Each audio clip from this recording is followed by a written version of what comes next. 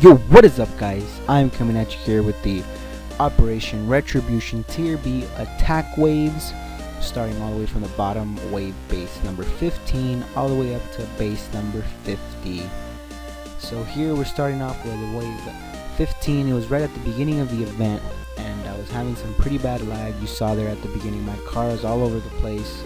I'm targeting things and my units aren't moving, and it was a mess, and that's why it took so long to finish off the recording. You know, the lag is so bad at the beginning of the event, it's hard to control units, and I didn't want to lose my units in the bases. So there's wave number 15. Next is wave number 20. So they're basically very similar to the last events. There's some small changes, but it's not too drastic. It's still very easy if you have Kara. You guys will see I swept through this whole tier with Kara and a little bit of help from Growler Inferno. Dante. I didn't use my Inferno at all because if you have an Inferno, it makes things a lot easier, but I know that, you know, a lot of you guys watching don't have an Inferno, so I try not to use my Inferno. That way I can see how it is for the people with the lower level units. So basically, if you have Kara, you shouldn't have any trouble with it. You might be taking more repair time, but it's better than grinding tier C all day, I can tell you that.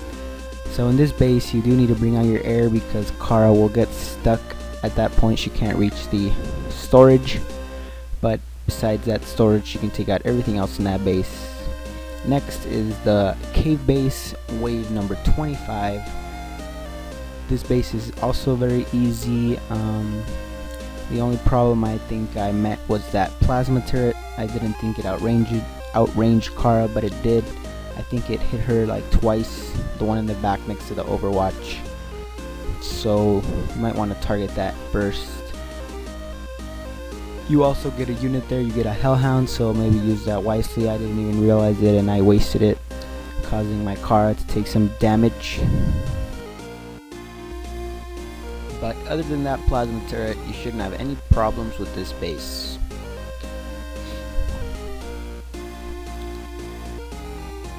So here I continue to clean it up. I brought in my second squad to help, but it really didn't help at all. Too slow. I guess it helped a little bit, but not really. Next we have the air base, wave 30, same as last event. I don't know if they're exactly the same, but they're basically, they look very similar.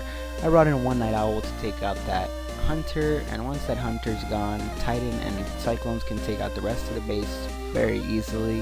If you don't have a Titan, you can just use Night Owls, honestly. You will take a little bit of damage, but you only need to do one of these every tier, so if you use all your owls, you'll take, I want to say, like 20-30 minutes repair, and by the time you're done with the tier, they'll probably be repaired. But I just went ahead and used my Titan to find other ways to do it. I usually do it with my owls. I've been doing it with my Night Owls every event. This next wave is the base number 35. I don't think there's any infiltrators hidden around here. There is that Scorpion right there at the beginning. My units are pretty strong, so they were able to take it out fairly easily, but if your units are not as strong, they will not be able to take it out as easily, and you will get some damage. Here, I don't know what I was doing. I wasn't paying attention, but I don't know why I didn't notice that was a napalm turret. I never send my car out of napalm because although they don't take too much damage, it'll add up, and before you know it, your car will be dead. So I never ever do that, but I kind of lost focus, and I was like, too late, might as well take it out. Here I left the battle to go check the wiki because I couldn't remember if Kara outranged the red Overwatch turret that's right there. Kara does not outrange that Overwatch turret, so you will need to bring in a Cyclone or Dina. If you have Dina, she will one-shot it. So I brought in Dina to take that out, and then once that's gone, I believe Kara can clean up the rest except the napalm turrets at the back. You'll need some javelins for that, or your sandstorm. I was gonna use my sandstorm, but it was dead, so then I brought in javelins.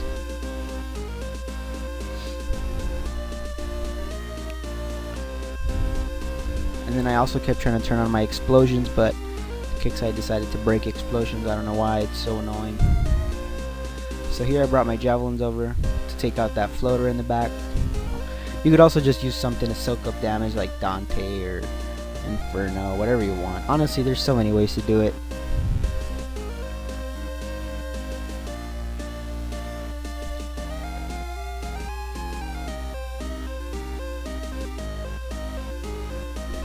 So there go the javelins, and then I got Kara ready to take out the rest of the base.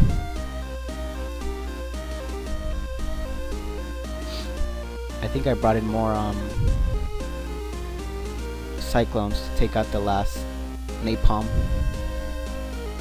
I'm not sure if that AA plasma hit him or not. Nope, AA plasma did not hit him. And then from there, basically wipe out the rest of the base. But you can see my units are lagging, and it was really starting to get on my nerves because I felt that I would end up making a mistake that's going to cost me all my units. Next we go to the Eastern Horde 40. This base was a bit tougher, but you have units like... If I had used my Inferno, it would have made everything so much easier. But like I said, I didn't want to use it, so I definitely took more damage than I generally would. And it doesn't matter where you put your tombs, they all deploy from the same side, so I was just messing around with them there.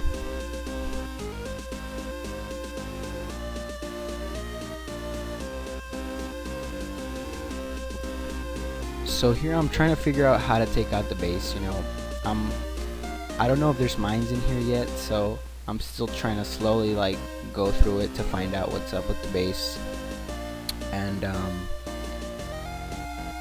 I decided I was going to use Dante here. You saw my commandos take some damage there. Kara can take out units quick, but my commando squad cannot. So I learned that the hard way right there. I used Dante to soak up fire while the commandos took everything out. And Dante is a beast, you know, he tanked hard. Right there he probably doesn't even have 2 minutes repair. And you guys saw all the stuff that was hitting him. He's just so great. But yeah, those jackals kept not dying. It was getting pretty annoying. Because Kara is the heavy hitter. The commandos, because their rockets are slow, they'll always miss fast units like jackals. And then since they take so long to reload, the jackal will get to the commando before they reload, and then by the time they reload, they've already taken a bunch of damage. So if you're gonna run SF like by themselves, you need to have more SF besides commandos. Because if you use all commandos, their rockets will miss and then they'll cause problems. So there we have another basically here everything's going wrong. We had a napalm, everything was hitting me from all directions, and I was getting frustrated, and I was like, screw this. I just let Kara deal with everything. But you know, the first run through tier B or tier A, I always take more damage than I need to, because I'm still getting a feel for the base.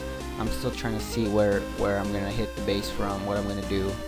So you know, this first run right here is when I end up taking the most damage, and then the more and more I do it, the less damage I take, until I get it down to a perfect routine, and I can do the whole tier with barely any damage. But yeah, here in the beginning, this is why it might seem like I'm taking a lot of damage, but I assure you that once I do this base again, I won't make the mistakes that I made this time. Here I'm just running around my growler, letting him soak up damage. I brought in 2 javelins to take out that floater, but the operators came out aggressive, so it's probably better to just bring in your sandstorm if you have a sandstorm. Like I said, I didn't really want to use my sandstorm because, well, I think it was actually dead anyways, but even if it wasn't dead, I didn't really want to use my sandstorm because some people don't have the sandstorm. I want to show how to do it with just Kara, because you know, Kara is pretty easy to get in my opinion. You know, she's a great unit. Everybody should have Kara. So yeah, here's base number 45.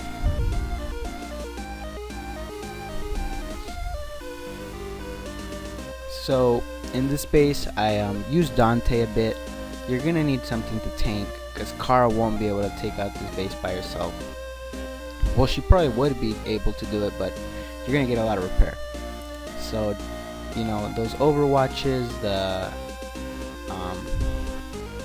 avalanche, the napalm, the microwave, the silos, those are all things Kara won't outrange, and she's gonna end up taking too much damage if you try to just use Kara. I mean, if you want to, that's fine, you know, she's not too expensive to coin, so if you're cool with that, that's not bad. But I used the Dante. I would have generally used Inferno, but actually I think Dante does better than Inferno in this situation. He can take out all of this with like 2 minutes repair, I think. He took out the silo, the microwave, the overwatch, and whatever else was there.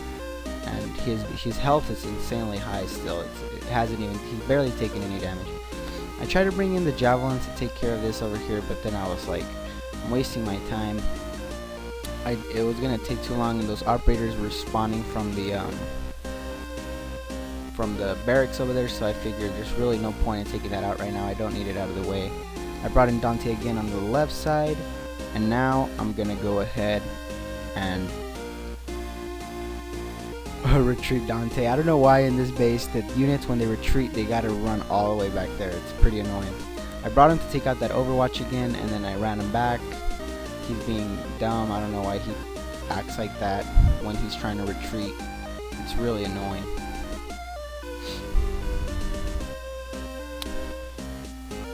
I'm pretty sure I ended the attack at one point because they were taking way too long to retreat. So because I used Dante to take out all those high level turrets, there's basically nothing in here that's gonna harm Kara besides those avalanche turrets. I'm not sure if they outrange her, but they probably do. I used the Growler to bait the avalanche, these drones, and then Kara is able to take out the avalanche turrets. So yeah, if you have those drones, they're really helpful if you learn how to use them. I realized though I killed the last power plant, so I just used that Growler to take a tiny bit of damage, and then Kara was able to take out that last avalanche. Basically at that point, base is gone. Kara can sweep the whole base.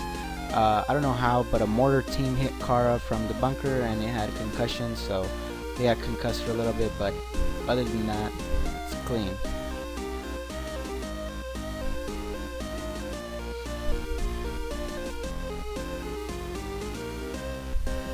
So I believe this is the last base, wave number 50. This was a tough base, in my opinion. You know, if I was able to use my Inferno, it would have made things a lot easier. But I was trying not to, and it was tough. I used Dina to start cleaning up this front, and then I just kind of started looking around to see where the weak points are. Basically the hardest part of this base is you can't come in with the air because you got your hunters back there. You can't come in with the ground because you got your orbital hammer. My javelins here started taking some damage from that random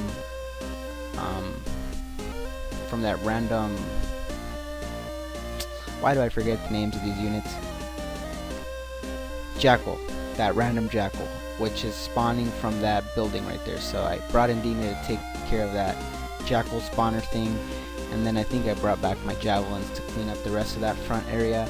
If you use javelins, they can hit that overwatch without getting hit, but they'll be really slow because those Tempests right there have they have the point defense or whatever it's called, and yeah. So there I was using one javelin to see if I can hit the overwatch. It turns out I can. I killed that banshee that was gonna come for the javelins, and then at this point you're all clear. But because that javelin has the that point defense or whatever it's called, it's gonna be basically, you're gonna be there for a really long time because that operator will keep spawning, keep getting baited at you, and then the Tempest will shoot down the javelin missiles. So I decided to bring in Dina and my Titan to take out those Tempests that were in the way. Dina will two-shot those Tempests, so one shot since she fires 2 rockets. If you have her customized right, I do, so she took out the Tempest really fast, and then you saw my javelins were able to clean it up.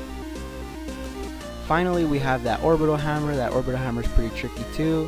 You know, there's a lot of different ways to do it, but I used Dante, just sent him right on in there, and basically he just cleaned it up easily. First he took out that Tempest, and then he went for that orbital hammer, and then he took out a bunch of other stuff that was in the vicinity and while he was retreating.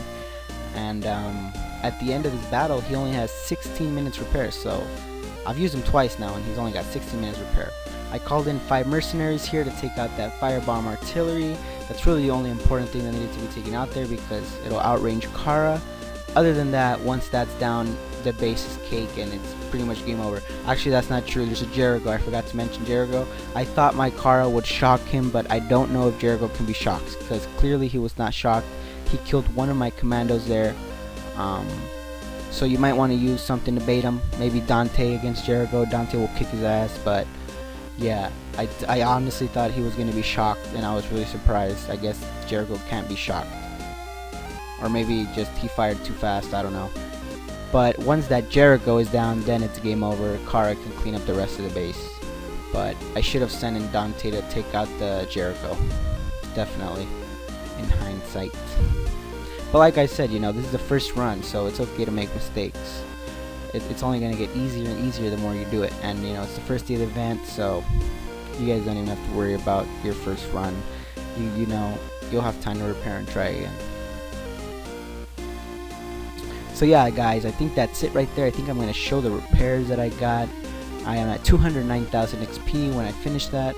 I'm definitely going to go for that new trophy. Probably going to get that new hero. Definitely going to get that new, that for Dina, the Shredder tactic. And then I'm going to get Jericho and Doran for sure. And then from there, we'll see if I feel like farming more resources, but I doubt it. So remember, at the end of all of this, Dante was at 16 minutes repair, Kara was at 2 hours repair, my Air was at 1 hour repair, Kara was at 3 hours. And then taking out Inferno, you see there Dante's 16 minutes repair. So definitely super beast if you have them. So yeah, that's my tutorial for tier B attack waves, guys. I hope it helps, and like always, don't forget to leave a like, comment, or subscribe, and I'll see you guys next time. Peace out.